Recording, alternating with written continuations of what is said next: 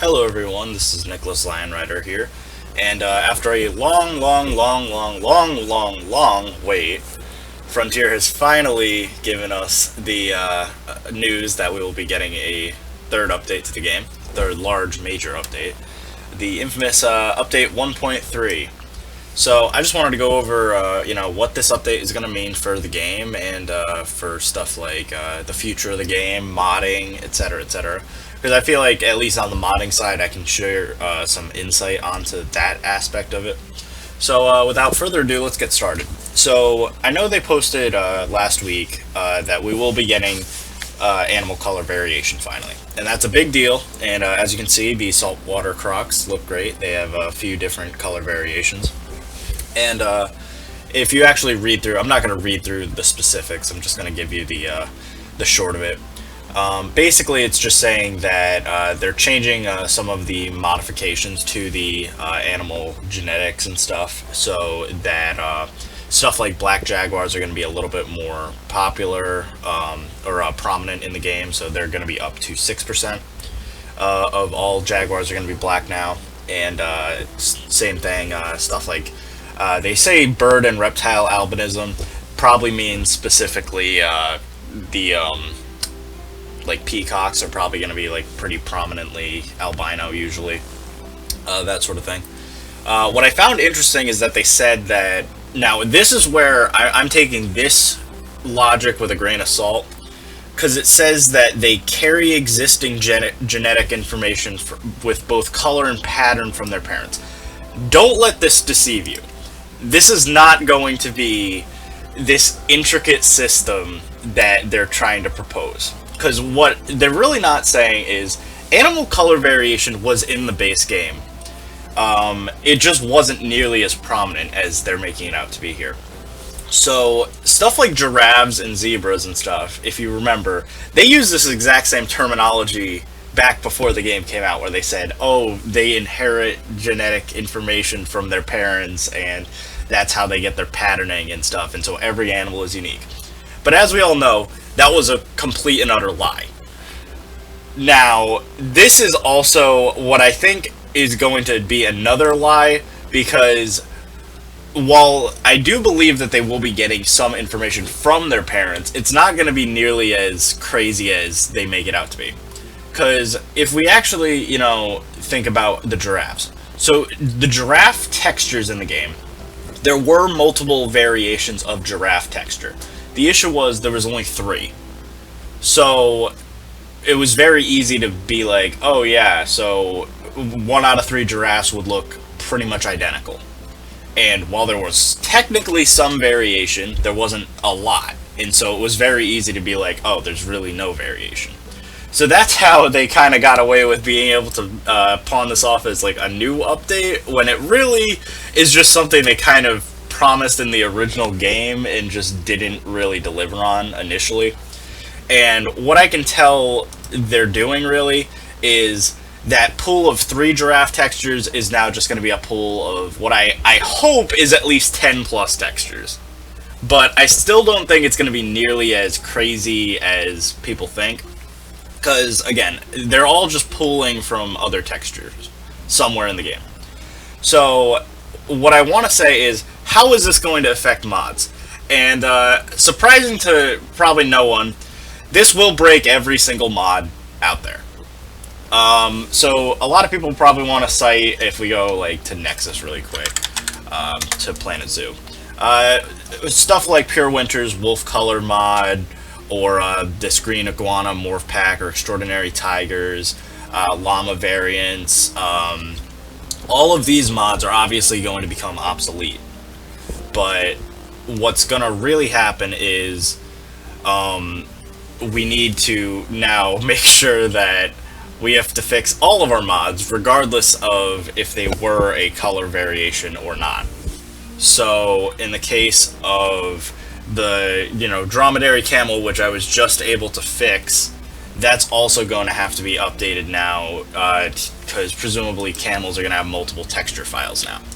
So it's not that it'll be very difficult to update, I don't think, as provided they don't modify the animal models. So that could be another thing. I don't think we are going to have model updates, but say, where's my gray Indian elephant mod? So this would be something interesting. If they just said we are changing tusk sizes of the actual model, this could completely break this mod and I have to completely redo it. Now again, because this mod was just simple and I just changed the color of it anyway, it's not that big of a deal. But something like my African Forest Elephant mod, it would completely break. Because as you can see, I like changed the texture and model of the elephant, of the African elephant. So expect that. All of your favorite mods are likely going to be broken and will have to be updated. Now, again, I think most people will be able to update them pretty easily, but I am just warning you right now, most of your mods are probably going to break immediately. I believe they said this comes out, yep, August 25th. So starting next week, all mods are probably going to break. That's just a little heads up and a point of contention with the modding community in Frontier, because it's kind of annoying having to update your mods every few months. But just moving past the animal variation, because that was the main thing I wanted to talk about. But there are some other cool things that I wanted to address here. So food management is going to get a little bit of an update. They're basically going to be kind of appealing to some of the franchise people a little bit who like to, or career mode people, and just give a little bit more statistics with this nice little UI. Basically just giving you a chance to like change the food quality and stuff all from one clean menu, which I appreciate. I think that's a nice feature. Again, I play Sandbox mostly, it doesn't really concern me, but I think that's a cool feature. So this is a fun one. So it says new Sandbox map, which I feel like is a little bit weird because like at first I thought this was the new Sandbox map. It turns out this is part of the time scenarios thing. But what I will mention is this technically is a new Sandbox map if they allow it to be, because this isn't a map currently in the game. So I'll go into what I believe the new Sandbox map is in a little bit, but jumping into the time scenarios, basically they said they're adding a free time scenario based in Estonia. So this is going to be basically like any type of campaign mission, only with the gold, bronze, silver medals. The only thing is it's going to be based off timed objectives, so you'd have like 45 minutes to do, you know, breed a camel or something. I don't know, just some idea along those lines. But what I found interesting and why I thought this was the map is if you look in the background, while it looks at first like a normal temperate map, it's actually not, because the temperate map normally has like these kind of like Tuscany style like farming fields, and this one has a nice just like basic temperate hill background. And so personally I would like this to be an option if possible, because this is a very nice looking base map, provided like, you know, you can get rid of like the water and stuff and it was just a clean grass field and stuff. But I really like the background because it's just a lot nicer backdrop for a lot of like basic, you know, American / European zoos, if you don't want it to be in the middle of a farming field. So I think that if this map is also available just for Sandbox, I think that would be a bonus map on top of what I believe. I'll just kind of get to it. Everyone's pretty sure it's Australia, and the reason we think it's Australia is part of this new update. So spoiler alert, we're getting vending machines. That's cool. I mean, vending machines, you know, I'm surprised they weren't in the base game.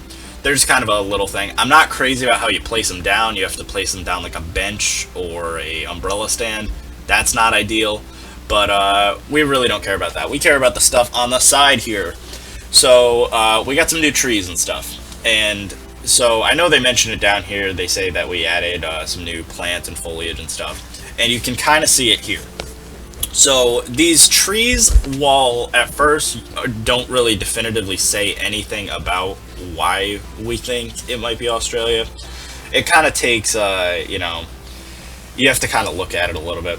I had some people on my Discord basically, you know, go over what they believe it is. Andy, who's one of the mods on the Planet Zoo Discord, said it's a staghorn fern, and that seems to be the general consensus. Now, the issue with staghorn ferns are they're literally found pretty much everywhere from South America to Australia. Like Africa, Asia, they're everywhere. So that isn't really definitive. Now, this smaller tree is one of two things. I think it could either be a eucalyptus tree and be really a little bit off, or the other idea I had was it's literally just part of what they said was smaller sapling trees. I think that might be what it really is, but I think overall, within the context clues of like what we know about the game already, I think it's pretty safe to say we are going to get an Australia DLC for the next thing for a few reasons. Number one, Australia is currently the only continent left that really hasn't been tapped. It's, you know, we have the saltwater crocs, but past that there's nothing. We don't have kangaroos, we don't have koalas, we don't have anything. So, much like how we were missing the South America animals, I think that's the most likely scenario for the next DLC. Now, another reason is specifically when we mentioned the new sandbox map. It says that it's going to have a new surrounding and sky and terrain textures. Now, the Australian outback, if we look up, you know, what that looks like quick, it's pretty easy to see why they would want a custom sky for it. Because when you look at the outback, usually like it has really blue skies during the day, but then kind of pinkish purple skies at night. And so I think that's why it's a pretty easy, you know, assumption to say that that's why they said a custom sky specifically. Not to mention custom textures. I think it's not really hard to know that the Outback has like very reddish orange soil that kind of makes up everything. And if you look at like some of the bushes and stuff, it kind of matches up with some of the background bushes we have in the background. I think these are already in the game, but like I think it's kind of a nod to that. Again, there's really no definitive answers to if it's Australia or not. I just think there's a lot of surrounding circumstantial evidence that leads us to believe that it is Australia. Now, I should also mention, we also know because of the Steam database that there are not just one, but two DLCs ready to be released. So, Australia being one of them is not a unlikely scenario. Again, I've said since the beginning of the game, our likely 3 remaining DLCs, if we get 3 more for the rest of the year, are going to be Australia, some sort of African pack featuring either a black or white rhino as the main, you know, focal point animal. And then I think for winter we are going to get some sort of semi-aquatic Antarctic pack with penguins. I think that's just the most likely scenario. So kind of rounding out stuff, again, they have some more, you know, UI changes with staff management. Same idea as the food update, it's just for the people that like franchise mode and a little easier way of, you know, training multiple staff members at once. And what I kind of like are some of these quality of life things that they shoved at the end. So the ability to disable zoo alerts is amazing. That is going to help so many, specifically time-lapsers and stuff. That's awesome. It's really going to help, specifically with all of my series, with like Atlas Park and Roger Williams and stuff. I really like that. And another thing is light toggles. So you're going to be able to turn all lights on either during the day, night, or just completely off during both. And I think that's awesome too, because I know a lot of people, myself included, really like adding interior lights into caves and stuff, but you could only see them working at night. So I think that's a nice feature that you can now turn those lights on during the day. Now it says you can turn all of them on at once. I hope they actually have a thing where you can change it so that it's on a light-by-light basis, because that, again, that would be nice if in a gift shop or something, if you made an interior, you could turn those lights on during the day, but like maybe like street lights you could turn on only at night. So I hope there's a little bit of flexibility there. And then the next thing is just more creativity, and that's just they're adding more plants and stuff. Now, what I am upset about with this more creativity, because they say they add more plants and stuff, and I don't want to totally jinx them, but they specifically say we needed more smaller saplings to complement their larger cousins. I definitely disagree with this. I think we need more larger trees. All the trees in this game are so short, other than the Brazil nut tree and the kapok trees. Everything else is so short that stuff like oak trees and spruce trees and stuff, literally the guests clip into the leaves and stuff because they're that short.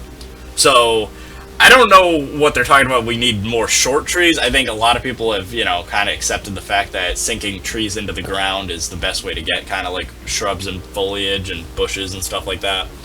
But I think we need more taller trees, because a taller oak tree or a taller beech tree or something would be really nice, because I don't know why we don't have more options like that. So that's just my 2 cents. I think we need taller trees, not smaller trees, but that's just me. Past that, we got 3 new paths. That's going to be awesome. I can't wait to see what they are. I hope it's something kind of generic. I hope it's kind of like another with like a wooden path option, or some just stone or something. Just something generic, because I like more generic stuff for my zoos, because then I can kind of use them, in a more versatile way than like something super specific. So past that, I think that's pretty much it for the update. We're getting new rocks with this update. Again, I think it's pretty safe to say if it's Australia, where it's just going to be kind of like Uluru, it's just going to be big orange rocks. I think, that's a safe bet. But past that, I'll probably be doing a more in-depth look at the update next week when it comes out. But yeah, so just a summary. Animal colorization will break mods, but it's a cool feature, and I'm glad it's coming. The food management system and the staff management system are going to help people for franchise. New sandbox mode is going to likely be Australia, and that's going to include all of the new stuff. And all this quality of life stuff is going to be really nice. One quality of life thing that I hope they do that they didn't mention specifically with the animal colorization is a button to make it so that I can buy albinos or specific color variants directly from the Animal Adoption Center. I think that's just a small thing that they should do if they're going to add this feature. But past that, thanks for watching, guys. I know it's a little bit of a boring video, but I just wanted to get this out there as quickly as possible. So thanks for watching, and I'll see you in the next video.